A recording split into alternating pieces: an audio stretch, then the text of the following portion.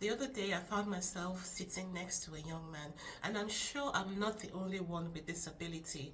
When I'm sitting next to someone, especially someone I've never met before, I'm very curious about them. I'm giving them side glances, wondering what their facial expressions mean, wondering if I'm going to be the first one to make the first move to say hello. So as I, as I sat next to this young man, of course, I noticed that he's youngish and he seemed quite kind, and he didn't say much.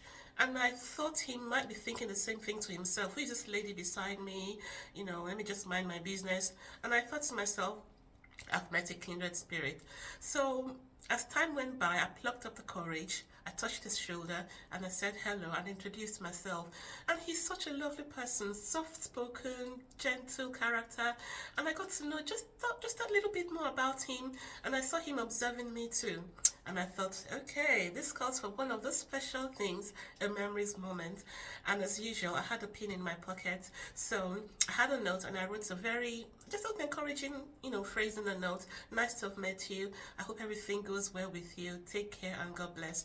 And as we were about to leave, I gave him the envelope. You should have seen the look on his face. He was surprised, he was pleased, he was taken aback. And he said, thank you. And I said, no problem, but you're welcome. And we left.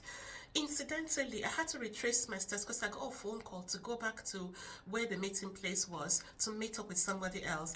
So I went back to the meeting place, and after I finished my meeting, I turned around to leave. And who was standing by the door? This lovely young man.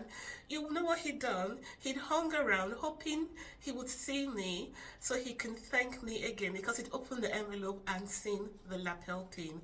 And it was another opportunity, because this time I knew him, I was much familiar with him, to say, you're welcome, I hope everything goes well with you, take good care of yourself and all the best. And it just reminds me of this quote by Piero Ferrucci, that your acts of kindness and decency are the secret to a more satisfying life. And I couldn't agree more. So let's share our memories moments on our platform, memories.online. Encourage and inspire one another. And I wish you a lovely week. Take care.